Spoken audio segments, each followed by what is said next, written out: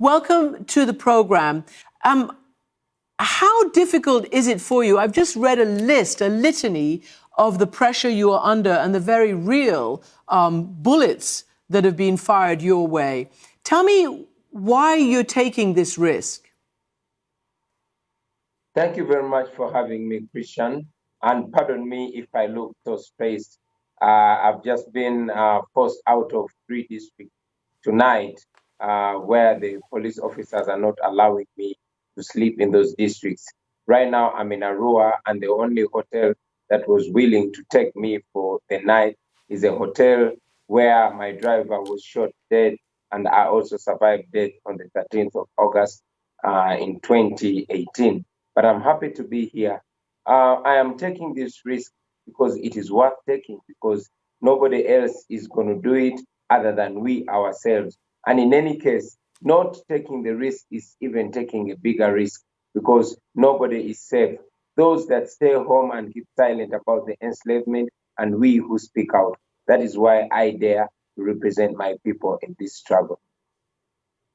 So, I said many people weren't even born when the president first came to power. In fact, 80% of the Ugandan people are under the age of 35, which is how long Museveni, has been in power.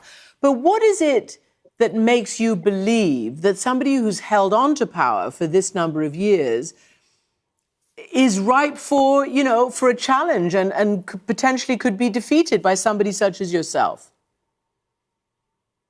Well, I was also 4 years when President Museveni took charge of our country. But like you mentioned it, the biggest part of our population is under the age of 35. Precisely over 80% of our population is my age and below. These are the disconnected young people, the unemployed, the excluded, the have-nots. Our country has been divided into the haves and have-nots. So these are the masses looking and searching for a difference, searching for better, searching for change, but most importantly, wanting to be free in their country, wanting their voice to be heard. That is the constituency that I am representing. What gives me confidence that we can overwhelm the dictatorship is the history, the recent history in Africa.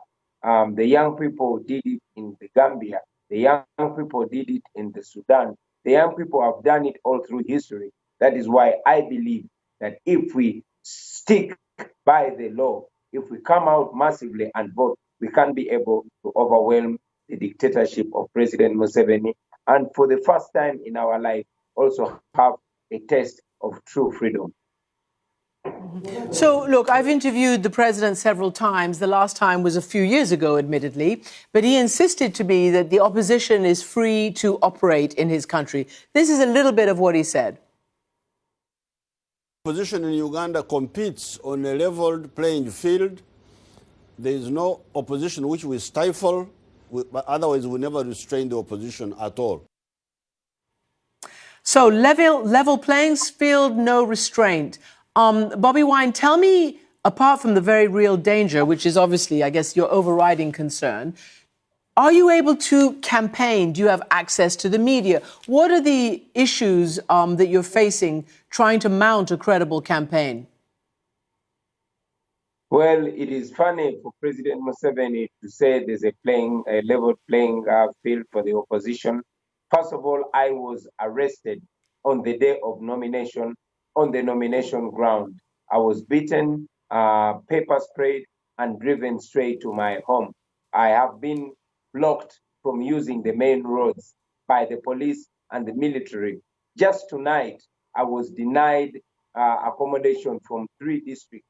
And like I said, the only hotel that was willing to take me in is this hotel owned by my friend, the same hotel where my driver was murdered 2 years ago. I am not allowed to speak on radio stations. The military has literally taken over the campaign process. I am not allowed to access any town. And whenever I try to campaign, I am driven in very, very remote areas where there are no people. Thanks to the dynamics the way they are, because the people, especially young people, have had to walk miles and miles to access us. The only media that I can be allowed on is social media. That is the only media that we have that we can use to communicate to our people. As you mentioned, I have to put on a bulletproof for me to be able to campaign. I have survived 2 assassination attempts in the last 2 weeks, where bullets have been shot in my car, on the tires and in the windscreen. Tear gas canisters are thrown at us every time we are tear gassed and brutalized and even shot with live bullets by the police and the military. That is the ground that President Museveni calls Lagos. Bobby, let me ask you this because, you know, I just wonder whether you think the January election is going to be free and fair. And if not, what do you think the recourse is? You know, we've seen what happened in Belarus a few months ago. We saw the international community, the EU, you know, make some noises, but not a massive amount has happened there. We've got a new president and a new administration coming into the United States. They say they're going to put human rights back, certainly somewhere centrally in their foreign policy. What do you think the US, what are you calling on the United States to do? Because let's not forget, the president is a very close ally, has even visited the White House. First of all, I know that already the election is not free and fair. We are only going into this election as a protest vote because we know that the people of Uganda, even amidst intimidation, even amidst harassment, they will come out and massively vote. And yes, I am sure they are going to vote out President Museveni because 35 years is just enough. My only plea to the United States and the entire development community, the entire international community, all the development partners, we have always been calling upon them to put the observation of human rights and the rule of law as a precondition for cooperation here in Uganda. We know that the United States has a very strong partnership in Uganda. We receive over $100 million a year to work with security. But again, this is the same money that is being used to murder people, to oppress Ugandans, and to abuse human rights. Just over 2 weeks ago, more than 100 Ugandans were shot and killed for showing support for me, for coming out to protest, and yet it is within the law to protest peacefully. We do not have any guns, we do not have any stones, but we are being attacked brutally by the police and the military that are armed to the teeth. People are being slaughtered every day by a president that takes pride in murdering people.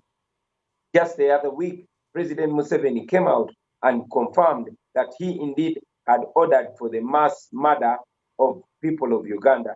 So we call upon the United States to put the rule of law and observation of human rights as a precondition to cooperation, and to also call to order President Museveni, who seems not to listen to any other voice apart from the international community and precisely the United States of America.